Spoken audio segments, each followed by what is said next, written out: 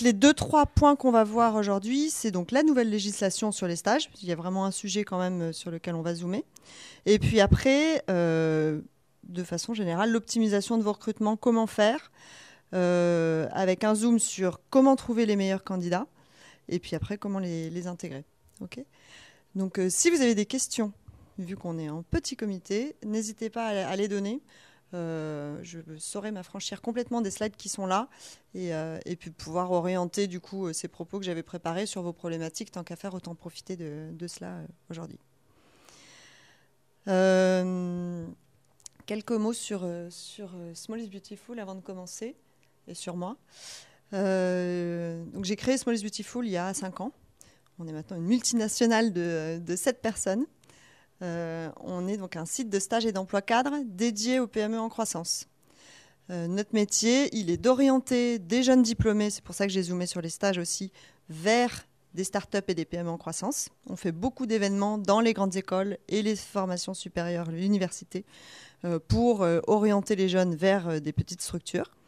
Et de l'autre côté, c'est de former des dirigeants, de les accompagner pour mieux recruter au moindre coût. Voilà, c'est notre sujet. Donc moi-même, j'ai travaillé dans des cabinets de recrutement avant de monter cette boîte-là. Et je sors aussi d'une formation supérieure dans laquelle je n'avais jamais vu de PME. D'où l'envie de créer cette boîte-là. Voilà ce qu'on distribue dans toutes nos formations supérieures. C'est une vraie religion. Donc puisqu'on parle de PME, à votre avis, qu'est-ce qui fait la définition d'une PME? Vous comprendrez après pourquoi je commence par là. Le nombre de salariés, le chiffre d'affaires. Ça, c'est des définitions administratives qui varient soit en France, soit en Europe. Je vais vous donner la mienne et qui me sert beaucoup en formation, très clairement, auprès des jeunes. C'est une entreprise à taille humaine. Je connais mon patron me connaît, et c'est vraiment ce que vous avez de plus à offrir, une valeur ajoutée à offrir aux candidats qui vous rejoignent, qui est phénoménale. C'est pour ça que je commence par là. Et l'autre raison pour laquelle je commence par là, c'est que du coup, les ressources humaines sont totalement stratégiques dans une PME, puisque ressources humaines, c'est une équipe qui se voit tous les jours, surtout en start-up, vous êtes dans un petit bureau, vous suez ensemble, donc tant qu'à faire, autant s'apprécier, autant être au courant des contraintes tous au courant des contraintes qui sont les vôtres, des enjeux aussi, et sur la même longueur d'onde pour bien fonctionner ensemble. Juste vous entendre. Est-ce que c'est aussi un mode de management? Parce que franchement, moi j'ai travaillé pour un groupe international qui était un peu consolidé sur de nombreux pays, mais il y avait vraiment un comportement de PME dans le sens où le patron était visible, la hiérarchie était assez plate, il n'y avait pas 150 000 niveaux pour monter jusqu'au PDG, et on pouvait quasiment l'interroger en remontant les couloirs. Pourtant, c'était un groupe côté qui était côté à Paris, à New York. C'est un mode de fonctionnement aussi. Je suis entièrement d'accord, c'est un mode de fonctionnement. Au-delà de la taille humaine, parce que là, c'était plus... Certains grands groupes arrivent à garder cette culture, en effet, d'une hiérarchie assez plate et de l'accessibilité au management. Je suis entièrement d'accord avec vous. Donc, juste enchaîner sur pourquoi les ressources humaines sont stratégiques. Je ne suis pas la seule... Bonjour. Je ne suis pas la seule à l'avoir dit, et je suis très contente au bout de plusieurs années à étudier le sujet, d'avoir trouvé un chercheur qui l'a mis en avant. Il s'agit de Monsieur Roure, un des diplômés, un des chercheurs à l'INSEAD, qui a mis en avant, donc vous pourrez regarder sur notre site, l'intégralité de son étude a été mise en ligne. Ce monsieur a étudié les facteurs clés de croissance de start-up. Sur 500 entreprises mondiales, il a regardé qu'est-ce qui avait fait leurs facteurs clés de succès. Et un des facteurs clés de succès qu'il a levé, c'est les ressources humaines. Ce sont des dirigeants dans ces 500 boîtes qui avaient un souci aigu des personnes qui les entouraient. Donc aussi bien en termes de construction d'équipe, de recrutement, mais aussi dans le temps. Donc le management, vous le mettiez en avant, la valorisation du personnel et de leurs idées forcément, et leur formation. Donc Monsieur Roure, une étude de l'INSEAD, il y en a d'autres qui ne sont pas notre point aujourd'hui, donc je vous laisserai aller les regarder. Donc une fois qu'on a dit ça, on enchaîne sur les stages qui quand même fait le sujet de la journée. C'était juste pour le replacer dans son enjeu stratégique.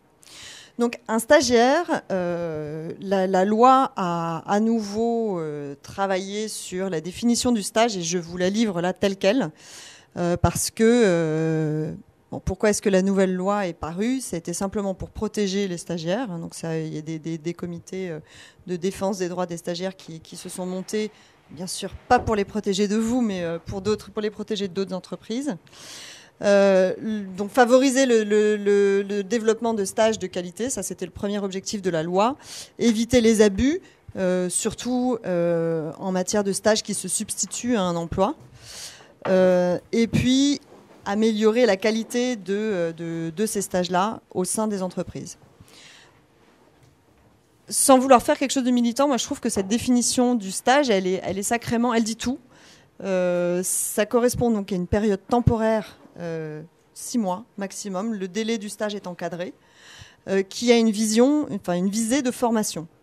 Une fois qu'on a bien ces deux éléments-là en tête, vous êtes sûr de ne pas abuser, en tout cas, de vos stagiaires, limiter dans le temps et puis avec une visée de formation. Et en plus, ça va clairement vous servir, puisque quand on n'attend pas, entre guillemets, plus d'un stage que ce qui est écrit là, vous serez en mesure d'apporter à votre stagiaire, en effet, l'élément de formation qui va faire que vous serez capable de le faire monter en compétence et de le rendre utile pour votre entreprise. Cette loi, elle rentre en application à partir de la rentrée 2015. Donc, à partir de... Voici les points concrets qui vont changer. Fini les stages de plus de 6 mois. On pouvait embaucher des stagiaires pour 8 mois. Aujourd'hui, à partir de 2015, ça sera fini. La gratification minimum augmente. Pas de beaucoup, mais elle augmente. Et en tout cas, au-delà de 2 mois, il est interdit déjà aujourd'hui d'avoir recours à un stage gratuit. Pardon ? Ça passe à 1 mois à partir de septembre 2015 ou ça Je crois pas. Je crois pas. Limiter le recours aux stagiaires, ça se concrétise comment ? C'est vous n'avez pas le droit d'embaucher un stagiaire sur le même titre de poste. C'est-à-dire que vous ne pouvez pas avoir un assistant communication qui se renouvelle tous les 6 mois. Ça, c'est interdit par la loi. Donc, certains, effectivement, changent le titre, etc. Mais bon, voilà. Sachez que les contrôles de l'inspection du travail iront croissant. Je ne crois pas que vous ayez à craindre, encore une fois. La loi, elle a été faite, a priori, plus pour des grands groupes. Et les premiers visés, justement, par cette loi-là, c'est ceux à qui on donne un quota de stagiaires maximum pour leur structure. Il est de 10%. D'accord ? 10% des effectifs. Alors ça s'applique qu'aux grandes entreprises, pas aux PME? Ça s'applique... Alors, ce 10%-là s'applique aujourd'hui qu'aux grandes entreprises. Et la loi n'est pas encore précise sur le quota qui sera appliqué aux startups et aux PME. Donc il y a un vide, il y a un flou de ce côté-là. Aujourd'hui, il y a encore un flou de ce côté-là. Donc c'est ce qui me fait dire que vous ne serez pas forcément les premiers concernés par ces inspections. Ça me paraissait quand même important de rappeler la loi. La gratification minimum, là, passe à quand à 523 ? Là, 2015. 2015, agent, Ouais, c'est ça ? exactement. Donc, flou sur le nombre de stagiaires qu'il va y avoir, le seuil en start-up et en PME. Rappelez-vous de ce ratio de 10, a priori 10%. C'est celui qui sera appliqué, mettons, sur une entreprise de 15. Donc, ça va vous donner le droit à 1 ou 2 stagiaires. Et quand on est 2 associés Voilà. Non, mais donc c'est pour ça, le ratio va s'appliquer pour toutes les boîtes en dessous de 15, ça sera le même. Il n'y a pas de salariés. Voilà, ça sera le même pour toutes les boîtes en dessous de 15 personnes, je pense. Voilà, mais qui sera autour de 1 ou 2. Et puis 3 personnes pour une entreprise de moins de 30. J'imagine que c'est ça qu'on va appliquer, mais pour l'instant, il y a encore un flou. D'accord ? L'autre chose qui est à retenir de cette loi, c'est, moi je la trouve assez étonnante, donc la responsabilité des entreprises est accrue. C'est-à-dire qu'on rappelle que le stagiaire dépend de son tuteur, donc c'est le tuteur qui est responsable des actes professionnels du stagiaire, et de l'autre côté, les droits du stagiaire sont aussi accrus, c'est-à-dire qu'il a tous les droits qui sont donnés aux autres salariés de l'entreprise, quand il y en a. D'accord ? Donc les tickets restaurants, les frais de transport, et il est inscrit dans le registre du personnel quand il y en a. Donc ça ne concerne pas tout le monde ici. Et voilà. Quand vous donnez un droit à un salarié, vous devez donner le même aux stagiaires. Ça, c'est inscrit dans la loi. Il n'y a pas de salariés, proprement dit, donc il y a là aussi... Exactement. Il y a un vide également. Il y a un vide également. OK. Des questions ? Ticket restaurant, pareil, on est 2 associés, on n'a pas le droit au ticket restaurant. Et donc, du coup, votre stagiaire n'a pas droit au ticket restaurant non plus. Par Frais de contre, transport, pareil. pareil. Donc là, aujourd'hui, on ne rembourse pas les frais de transport, on n'est pas obligé de Vous n'êtes pas obligé de rembourser les frais de transport. Par contre, demain, vous avez un employé, vous lui remboursez ses frais de transport, vous êtes obligé de le faire pour le stagiaire également. Et pour le registre du personnel, c'est pareil, il n'y a pas de registre du personnel tant qu'il n'y a pas de... Non. salarié. Question pour curiosité. Je travaillais dans une PME avant, on touchait de la participation quand on était salarié. Ouais. Et le stagiaire, il a droit à sa participation? Non, ça non. Ok. Ça non plus. Et ça, pareil, il y a beaucoup de lois encore qui changent pour augmenter la participation des salariés. Alors les stagiaires, c'est pour la prochaine loi, j'espère. Mais Et, oui. Sur l'histoire du stage de plus de 6 mois, Oui. est-ce qu'un étudiant peut être réemployé en stage un an plus tard? Vous savez, des étudiants qui ont des périodes de 6 mois de stage par an, est-ce qu'ils peuvent être réemployés en stage un an plus tard? Oui, ça c'est possible. C'est totalement possible. Il y a un délai minimum, En fait, ce qui est interdit, de stage, en fait. c'est ça. Oui. Ce qui est interdit par la loi, c'est d'avoir 2 conventions de stage qui s'enchaînent avec le même titre et ou la même personne. Bien sûr. Donc, Voilà. il y a au moins 30% du temps total du précédent stage pour pouvoir faire la différence. Voilà. Tu fais ce conseil. Exact. Moi, j'ai déjà plein de stagiaires, c'est suffisant. 30%, donc sur 6 mois, ça va faire 2 mois de... Ouais, il faut que tu aies 52 mois en gros avant de reprendre 6 mois. Moi, pourquoi est-ce que j'ai insisté avant de commencer sur ce rappel législatif sur le fondement de la loi? C'est que le fondement de la loi, il est simplement pour défendre en effet le stagiaire qui est là dans un but de professionnalisation. Donc après, il y a un vide juridique sur les startups, c'est évident, parce que je sais bien, et je pense que le législateur sait aussi qu'il y a un besoin financier quand on a recours au stage au début, et que du coup, voilà, il faut simplement pas perdre de tête que les jeunes qui sont là dans vos entreprises à leur début sont là pour apprendre, et donc après, c'est à chacun d'entre vous de les encadrer pour qu'ils puissent y arriver. Et donc on va partir sur la deuxième partie de cette formation. Oui. Et 35 heures, 39 heures A priori, c'est les mêmes régimes d'heures que ceux qui s'appliquent pour la société. Bienvenue. Si on fait 50 heures, par exemple, en tant qu'associé, ils doivent faire 50 heures. Ça, non. Non. Non, c'est les mêmes heures qui sont appliquées pour le reste de la société. Elles sont encadrées dans pas associés, salariés. Si vous n'avez pas de salariés, les heures, elles sont marquées normalement dans la convention de stage. Et pour moi, elles sont plus autour de 35 que de 39. Hein. Mais elles sont marquées dans la convention de stage. Vous avez déjà vu passer des stagiaires où il y avait marqué 39 heures dans la convention? Non. Moi, j'ai pas vu ça, non. Il y a toujours le montant de l'heure. Moi, je fais des stages et j'ai fait faire des stages et toujours tu mets le montant de 37h30, 38h, tu mets le montant. Moi, c'était pré-rempli. Moi, dans chacune des conventions que j'ai signées, elles étaient pré-remplies par la formation. Et en effet, c'était 35. De toute façon, 35, c'est pas la durée maximale. Hein. C'est une durée maximale payée au prix normal. Au-delà, c'est les heures sup, c'est payé au prix des heures sup. C'est-à-dire au passagère. Voilà. Ah, on peut faire des heures sup aux stagiaires? Je sais pas comment est-ce qu'elles s'encadrent. Non, je sais pas comment elles s'encadrent. Parce que la durée légale, c'est 35 heures. Donc on ne peut pas faire travailler un stagiaire 50 heures. Voilà. C'est marqué sur son contrat. Voilà. Donc, après, le mode start-up, on est tous dans le même bateau. Je commençais par là. On est tous dans le même bateau. Les jeunes que vous avez en face de vous sont des adultes. Si vous arrivez à les emmener au bout de la nuit parce qu'ils sont passionnés par leur boulot, tant mieux pour vous. Sachez seulement que, en effet, ça sera pas. Enfin, vous pouvez leur verser une gratification de fin de stage monumentale pour les remercier de leur implication. Mais effectivement, la loi, c'est 35 heures. Est-ce qu'il y a des cas, justement, en termes de jurisprudence, où on a vu des entreprises sévèrement condamnées, même des startups, un démarrage sévèrement condamné parce que des stagiaires ont bossé des périodes 70 heures. Ça peut arriver. Il y a ce risque-là. Et l'autre risque, c'est celui des collectifs de stagiaires qui apprécient pas ce genre de pratiques. Pas pour tout le monde, encore une fois. Mais celui qui me vient en tête, c'est Melty. Je ne sais pas si vous connaissez, j'oublie le nom du dirigeant. Pardon ? C'est Alexandre Mach. Alors moi, c'était pas à lui que je pensais, excusez-moi. Mais bon, peu importe. Et donc du coup, le dirigeant de Melty, jeune, création de boîte directement en école, voilà. Donc il a embarqué avec lui une foultitude de copains. Et il a monté Melty avec des stagiaires, des conventions de stage qu'il a distribuées comme ça.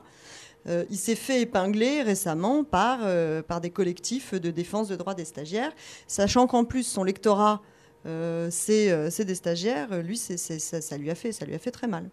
Donc bon, voilà. À chacun. Donc du coup, pour moi, vraiment le premier facteur clé de succès d'un stage, mais que ça soit pour le trouver, le stagiaire, ou alors pour vous sur le long terme, c'est sa mission. Au final, si vous passez du temps à bien définir pourquoi vous en avez besoin et qu'est-ce que vous allez lui faire faire, comment vous allez le faire monter en compétences, que vous en ayez 1 ou 10, c'est un gros facteur clé de succès pour lui, d'être clair sur l'enjeu qu'il a, et pour vous. C'est aussi un choix, bien sûr, un critère dans le choix du stagiaire. Vous êtes en concurrence sur le marché du travail, des offres de stage, et donc du coup, il va choisir une mission plutôt qu'une autre. Donc de bien réfléchir à ce que vous avez à lui faire faire, c'est un premier enjeu de succès. Le deuxième, c'est le tuteur. Donc on en parlait. Ça dépend de l'équipe actuelle, de vos capacités de management, de la suite que vous voulez donner au stage. Certains de nos clients, en fait, se servent des stages comme d'un pré-recrutement. Et donc, du coup, ils sont arrivés à voir le nombre de stages qu'il leur fallait pour avoir un déchet. Soit le fit n'est pas passé entre la personne et l'équipe, soit le niveau de travail n'était pas le bon. Mais donc voilà, pensez à une perte qui peut avoir lieu. Et surtout sur des fonctions de développeurs, c'est quand même le meilleur moyen de faire grandir votre équipe, c'est de les faire rentrer en stage. Donc, le tuteur, il est là pour donner la ligne directrice, faire monter la personne en compétences et puis faire une évaluation assez rigoureuse des progrès de votre stagiaire. Hop là, les feuilles qui tombent.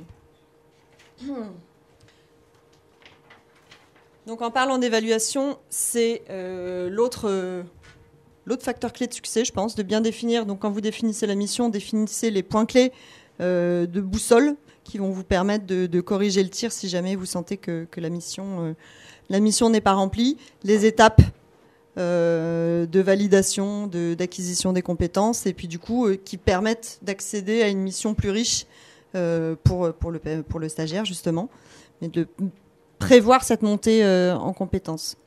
L'évaluation, elle peut aussi passer par des documents qui sont demandés par l'école ou l'université. Ça va être, nous on a une bibliothèque de mémoire de stages qui ont été faits par les personnes qui sont passées en stage chez nous. C'est à chaque fois des yeux neufs sur notre activité, sur notre organisation, sur notre métier. Ça passe aussi par là. Et pourquoi est-ce que je le fais ? Je vais aussi souvent aux soutenances de stage de mes stagiaires. Pourquoi ? Parce que déjà il y a un affect assez fort quand on les a tutorés, accompagnés, effectivement ça crée du lien. Mais l'autre raison, c'est que ce sont les prédécesseurs de mes futurs coéquipiers. Donc de créer du lien avec les formations qui ont formé mes ex-stagiaires, je prépare le chemin dans l'année prochaine, quand j'aurai à nouveau besoin de stagiaires ou de jeunes recrues pour rejoindre mon équipe. Donc cette évaluation-là, je voulais simplement dire que c'était l'occasion de créer du lien sur le long terme, non seulement avec le stagiaire qui est passé chez vous, mais avec la formation qui vous l'a formé et qui vous l'a amené. Le moment, ça c'est quand même un gros facteur clé de succès. Si vous diffusez une offre de stage en dehors du planning vraiment classique des besoins, des recherches de vos stagiaires, il y a peu de chances que vous trouviez. Alors je ne sais pas si certains avaient déjà imaginé ça. Ce qu'il faut retenir de ce graphique, c'est qu'aujourd'hui commencent les stages de fin d'études. Ce qui intéresse tout le monde en général, c'est les stages de fin d'études. C'est parce qu'ils sont longs, 6 mois. Donc du coup, aujourd'hui commencent les stages d'ingénieurs, de fin d'études d'ingénieurs. La grosse période de début de stage des écoles d'ingénieurs, c'est de janvier à avril. D'accord ? Donc si vous mettez une offre de fin d'études d'ingénieurs, aujourd'hui c'est la bonne période pour recruter votre stagiaire qui commencera de janvier à avril pour une période de 6 mois. D'avril à juin, c'est les débuts de stage des écoles de commerce. Voilà. Et donc, du coup, vous pourrez mettre vos offres de stage toujours un peu en avant. Donc, si vous mettez votre offre en janvier ou en février, pour un stage plutôt marketing, commerce ou n'importe quelle fonction support comme la RH, la finance, bon, bref, un stage de commerce, vous les mettez en début d'année pour que cette personne commence chez vous entre avril et juin, pour 6 mois. Des questions ? Là, vous avez dit ça commence en janvier pour les ingénieurs ? Oui. Les débuts des stages ? Oui. Le gros du début des stages. Enfin, c'est des généralités parce que chacune des écoles... C'est pas ce que dit votre tableau, ou je me dis mal. Alors, donc janvier... Janvier, c'est à gauche.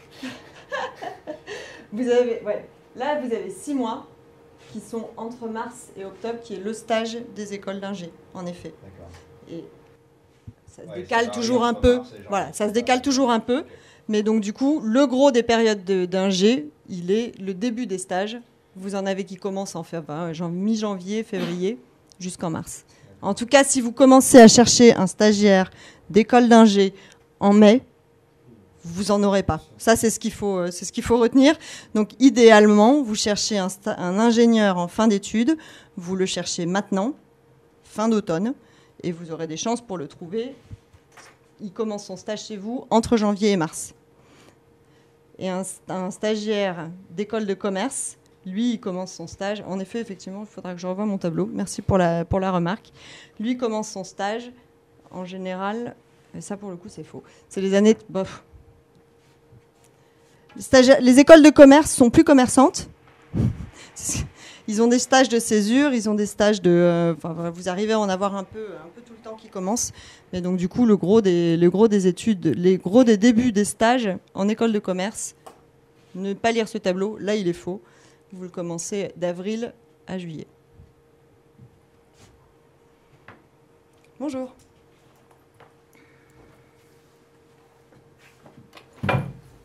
Est-ce que y en a qui ont d'autres éléments sur ces plannings des stages ou d'autres bons plans ou des questions ? Oui. Non, j'ai 15 écoles en tête et je peux vous donner toutes les dates. D'accord. Donc, parce que, voilà, c'est ce que je voulais souligner. Très clairement, ça, ce sont des généralités. Après, chacune des écoles a son planning. Donc du coup, le plus simple encore quand vous cherchez un ou deux stagiaires, c'est de bien connaître la formation dans laquelle vous aimeriez l'avoir, de savoir avec elle quand est-ce que cette personne est disponible et de voir même directement avec les responsables du master de la spécialité qui vous intéresse s'il ne peut pas diffuser votre offre aux jeunes. Ok.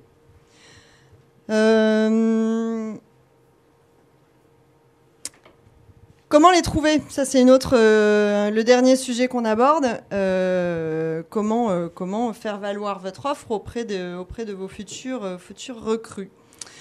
On a fait une étude auprès de la population étudiante, française, donc bac plus 3 à bac plus 5, parce que moi, mon intuition, c'est que malgré tout ce qu'on peut raconter sur les startups et les PME et qui évoluent dans le bon sens, sur le marché de l'emploi, on n'est quand même pas forcément très bien représenté et pas égalité avec les grands groupes dans l'image employeur et dans l'inconscient collectif. Donc j'ai voulu le mesurer, et donc ça a été une première étude qu'on a fait auprès d'un échantillon représentatif de la population étudiante du supérieur en France, et elle nous dit que 8% des jeunes à bac plus 5 veulent bosser dans une PME.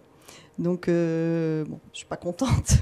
Je suis contente de vérifier auprès d'un échantillon ce que j'avais intuité, mais voilà, l'ensemble des modèles qui sont les nôtres, on pense plutôt grand groupe, on pense plutôt rémunération, et on ne pense pas forcément intérêt de la mission, en tout cas dans une recherche spontanée.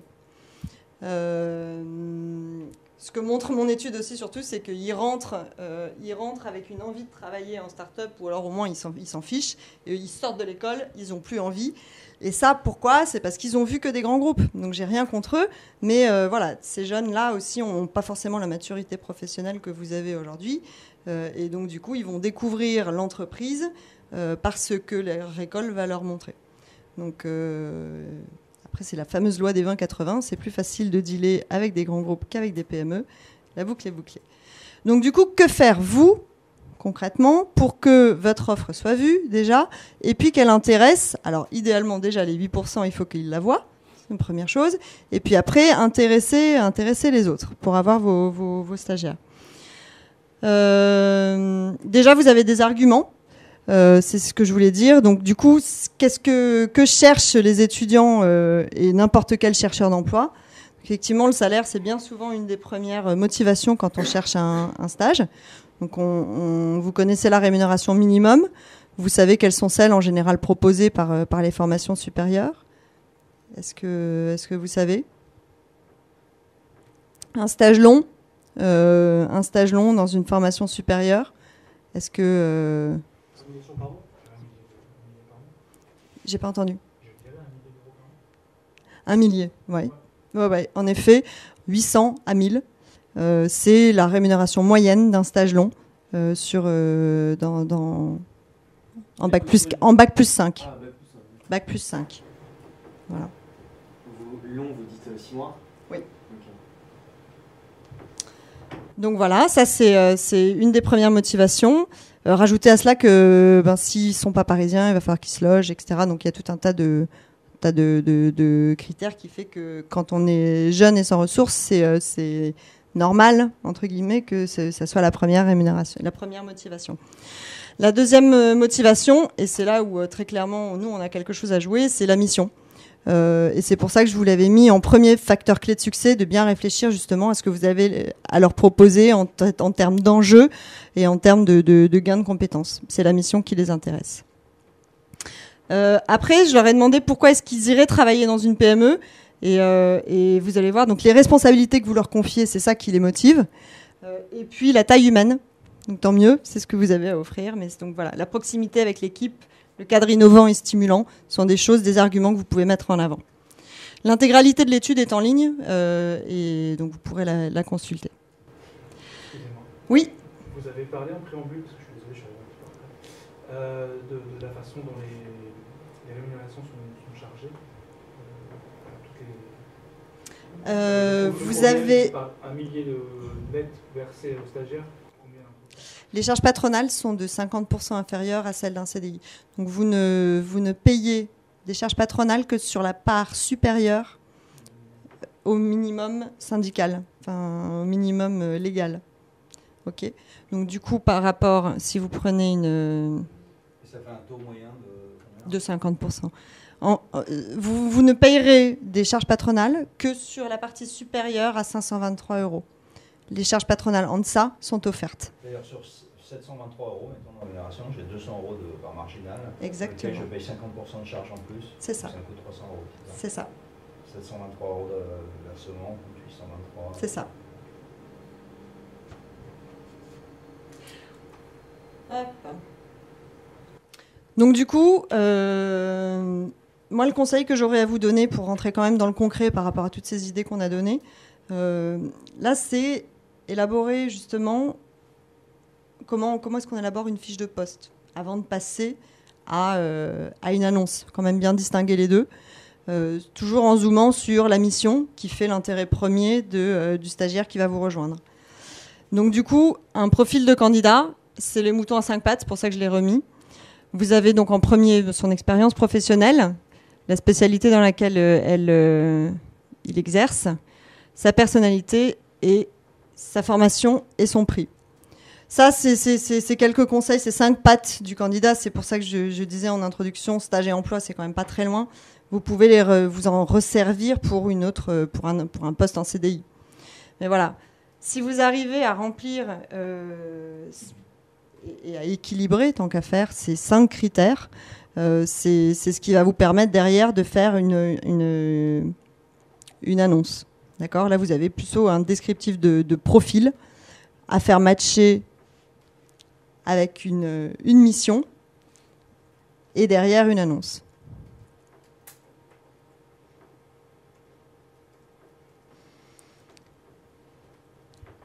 Attention quand vous passez à l'étape annonce à ne pas reparler, ça c'est votre document de travail.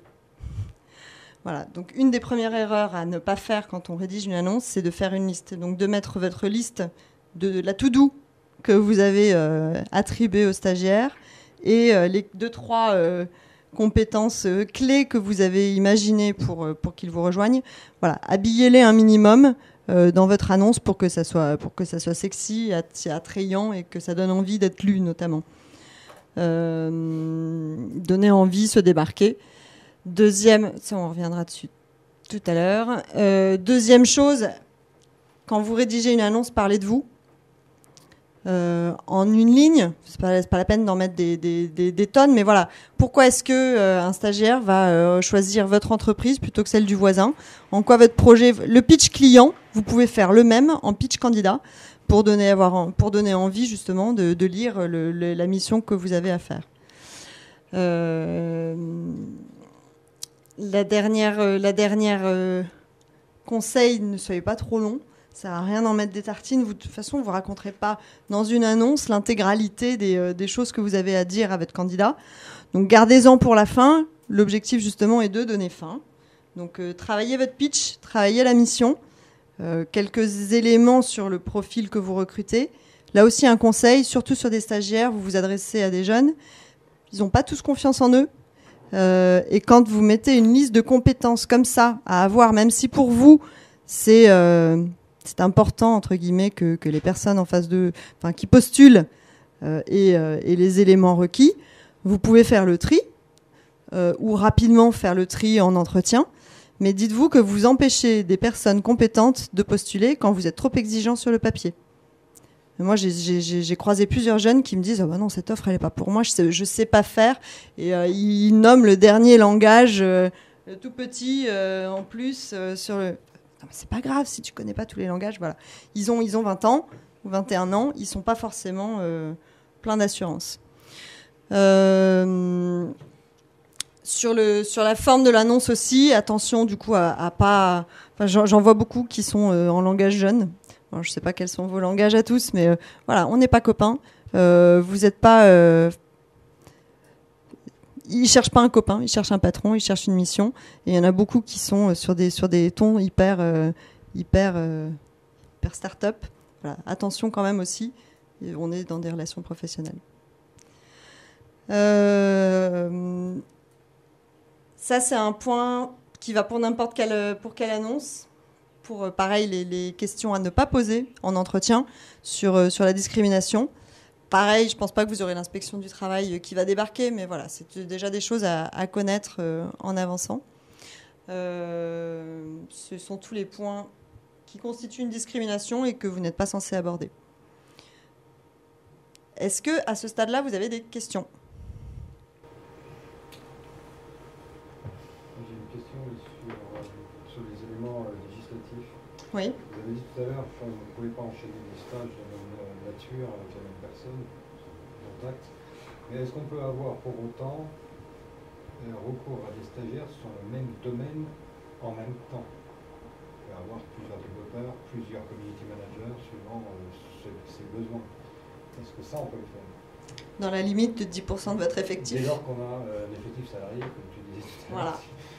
On est que 2 associés, donc en fait, c'est assez simple. La loi dit, pour l'instant, pour les grands groupes, c'est 10% de l'effectif salarié. Donc, a priori, si pas de salarié, pas de stagiaire aujourd'hui. Et d'un. Et de deux, dit, vous êtes obligé d'avoir un tuteur pour chaque stagiaire. Donc après, c'est pour ça que moi, il y a un vide juridique. Et voilà, la question est à se poser par vous-même. Combien de stagiaires êtes-vous capable de gérer de front Il pourrait être sur le même domaine. Oui.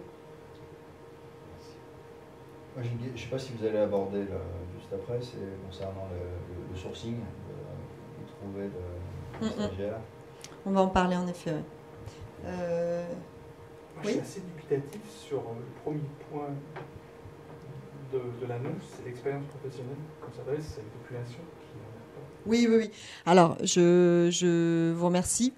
Ça, ces points-là ne sont pas les points des annonces, en effet. Excusez-moi, j'aurais dû être plus précise.